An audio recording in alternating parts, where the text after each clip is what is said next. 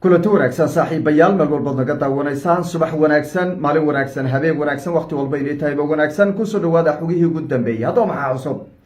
waxaan muuqaalkan ku dul istaagi doonaa xogihii ugu dambeeyey howlgallada ciidamada puntland ay ka wadaan buuraleyda gobolka bari guulo waaweyn oo isdaba jooga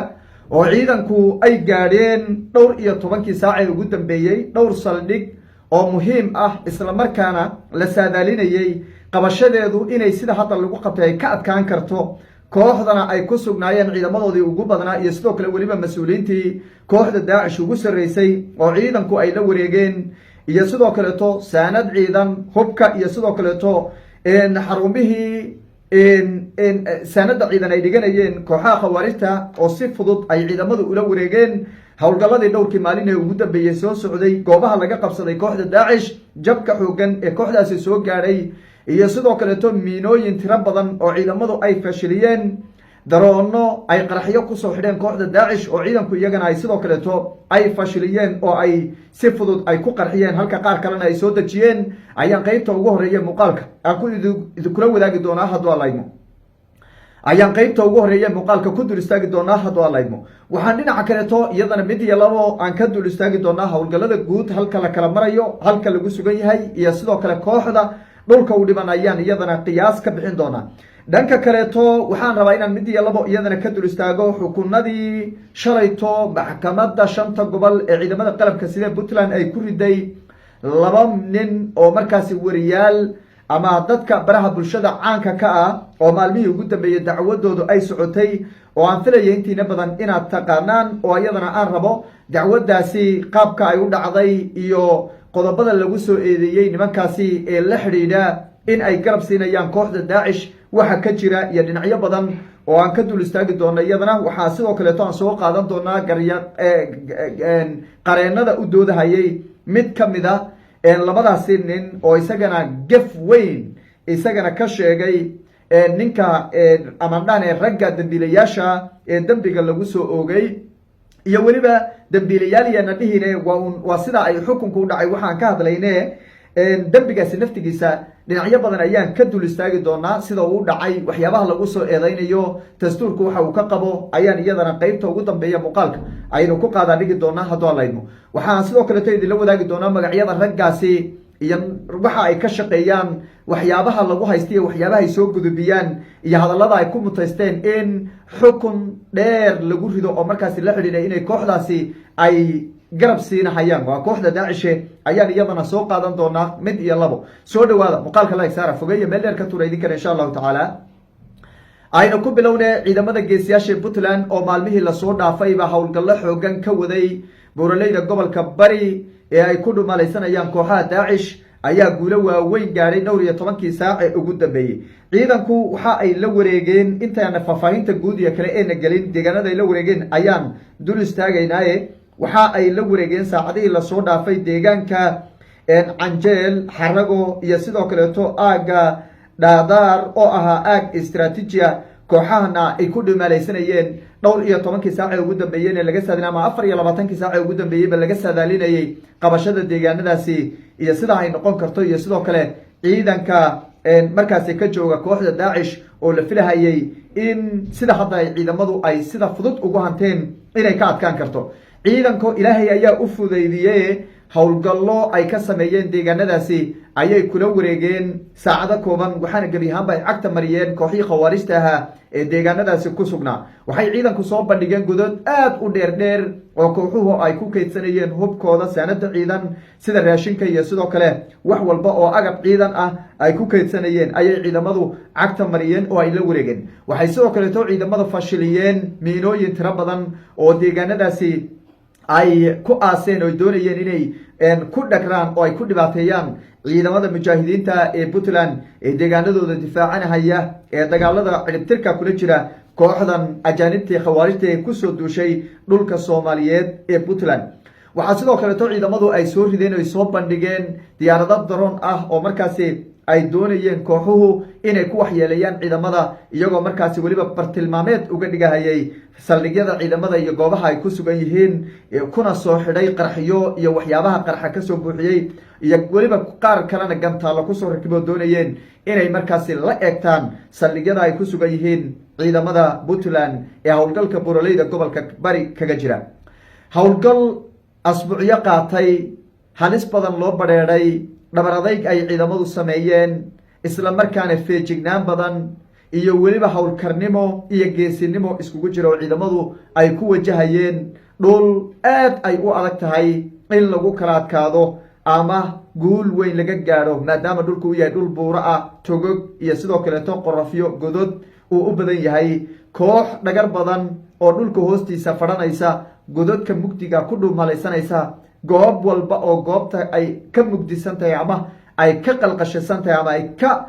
waxa weye qorafsan tahay ku dhuumaalaysanaysay ay ciidamadu kusoo jireen asbuucyadii lasoo dhaafay ayaa guulo waaweyn run ahaantii ay ciidanku ka gaadheen. hambalyo ayaan leenahay, waan hambalyeynaynaa. howlgalku weli waa socdaa. deegaan ahaan marka la qiimeeyo aad ayuu u yaryahay baa laleeyahay dadka dhulkaasi yaqaanee ku lugeeyey dhulka hadda u dhiman ee markaasi kooxaha lagu tuumayo inay ku dhuumaalaysanayaan. togaga iyo sidoo kaleeto goobihii ay markaasi islahaayeen cabaar ayaad ku jiri kartaan ama maalmo ayaad ka dagaalami kartaan ayay hadda isku urursanayaan. ciidankuna ma aha kuwa markaasi cabsi gelinayso godadkaasi iyo sidoo kale dhulkaasi ay isku urursanayaan iyo miinooyinka qaraxyada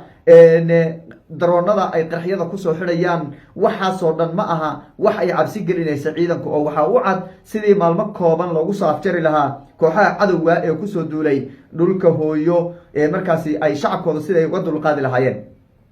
ciidanku howlgalku markuu bilaabanayey saraakiisha ciidanku horay ayay u ballan qaadeen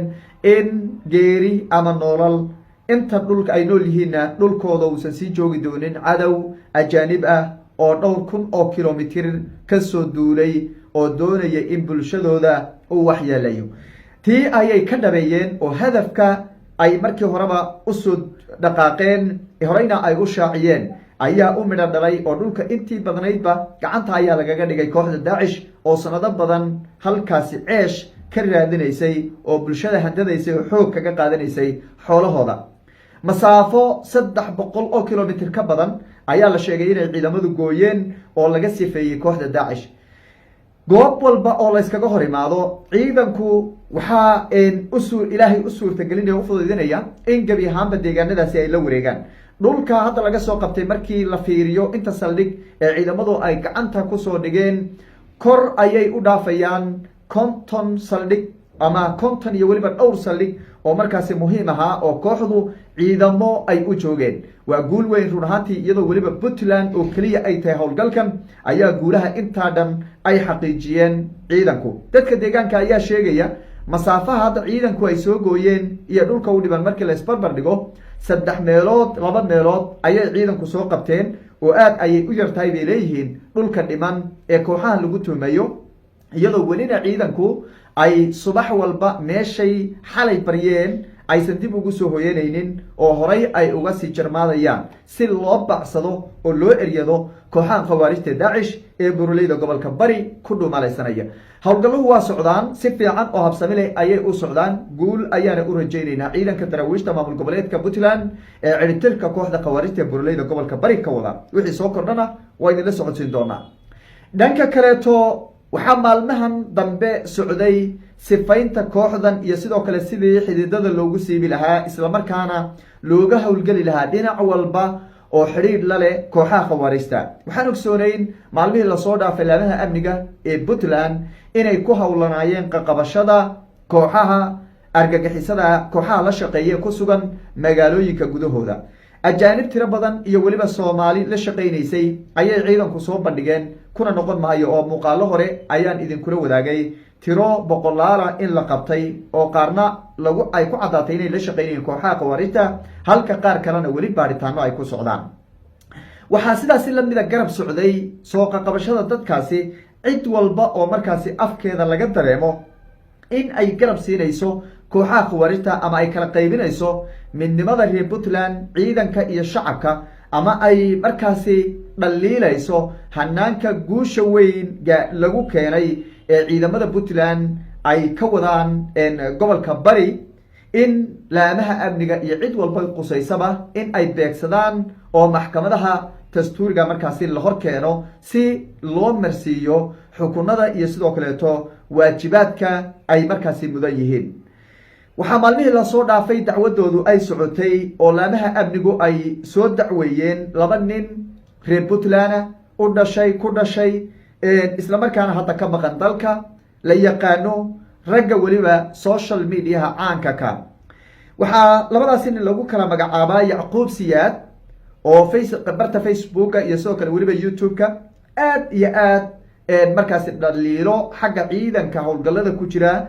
maalmihii lasoo dhaafayba soo gudbinayay iyo sidoo kaleeto nin lagu magacaabo cali ileeye oo isagana deegaanada puntland kasoo jeeda labadaa ninba howlgalku markii uu bilaabanayay intii abaabulka lagu jiray iyo markuu bilowday ee buuraha gobolka bari uu ka bilowdayba waxa ay si isdaba jooga usoo gudbinayeen dhaliilo kala duwan iyagoo markaasi leh saciid cabdulaahi deni wuxuu kusoo duulay ree hebel wuxuu ku duulay hebel waxaa lagu duulay ree hebel waxaa la dhammaynayaa ciidan beeleedka ree hebel waxaa loo jeedaa ciidanka ree hebel waxaa la xasuuqay ciidanka ree hebel iyo wax lamida taasoo markaasi tashuush gelinaysa howlgalka reer puntland ay ka midaysan yihiin eclitirka kooxda khawaarijta ee daacish xerilaalinta puntland ayaa dacwad kusoo oogtay labadaasi nin oo reer puntland iyagoo markaasi ku eedeynaya inay garab siinayaan kooxdan khawaarijta daacish ee dagaalka lagula jiro dacwadan oo heerar kala duwan soo martay maalmihii lasoo dhaafay ugu dambeyn shalay ayay soo gabagabowday oo maxkamadda 5 gobol ee puntland ee ciidamada qalabka sida ayaa gebi ahaanba xukun ka soo saartay iyadoo markaasi ku kala riday 5 sano oo xariga iyo 10 sano oo xariga yacquub siyaad ayaa lagu xukumay 10 sano oo xariga halka cali ileeyana lagu xukumay 5 sano oo xariga labadaasi ninba dalka waa ka maqan yihiin oo ma joogaan iyagoo maqan ayayna xukunadaasi ay ku dhaceen walow xukunadaasi falcelin xoogan ay ka dhalatay oo bulshada qaybaheeda kala duwan markaasi ay siyaabo kala duwan uga falceliyeen maadaama raggan ay yihiin rag maqan islamarkaana rag puntland ay yihiin waxyaabaha ay afka ka sheegeenna ay markaasi ay sababo ay u sameynayaan oo leeyihiin dimuqraadiyad weeye iyo markaa dastuurka ayaa u ogol inay qofku uu xoriyad qowl markaasi uu leeyahay xoriyadiisa uu si rabo ugu hadli karo dastuurka uu markaasi ugu ogolaanayo si kastaba maxkamadda ciidamada qalabka sida puntland ayaa xukuno 5 sano iyo 10 sano ku kala riday labadaasi nin ee markaasi social mediaha caanka ka arrinta iyadana la yaab kale ee saacadii lasoo dhaafay la hadalaya waxaa ka mid a qareenka u doodahayay yacquub siyaad waxa uu soo bandhigay in yacquub siyaad uu yahay nin maskaxda ka xanuunsan waxbana aan loo qaban karin oo nin xanuunsan uu yahay haddaba adigay daawanaya dib markaad u daawato muuqaalada yacquub siyaad horta ma ku xidhan tahay yacquub siyaad wararkiisa ma dhegaysataa haddii aad dhegaysato waxaan doonaynaa inaan qiimeyn ku samayno qareenka hadalkiisee ah yacquub siyaad buu xanuunsan yahay daawo maskax ayuu qaataay oo maskaxiyan ayuu xanuunsan yahay arrintaas sidee adiga ayay kula muuqataa haddaan anigu aan ku darsado raayigayda waa loo gaf ayayna ku tahay yacquub siyaad in maanta la yidhaahdo maskaxiyan ayuu u xanuunsan yahay oo waa xanuunsan yahay ninkaasi oo maskaxiyan ayuu u xanuunsan yahay bal adiga sida ay kula muuqato waxaan rabaa inaan qiimeyn ku samayno yacquub siyaad nin xanuunsan oo maskaxda ka xanuunsan ma yahay mise waa nin fayow maxaad ka aaminsan tahay adigu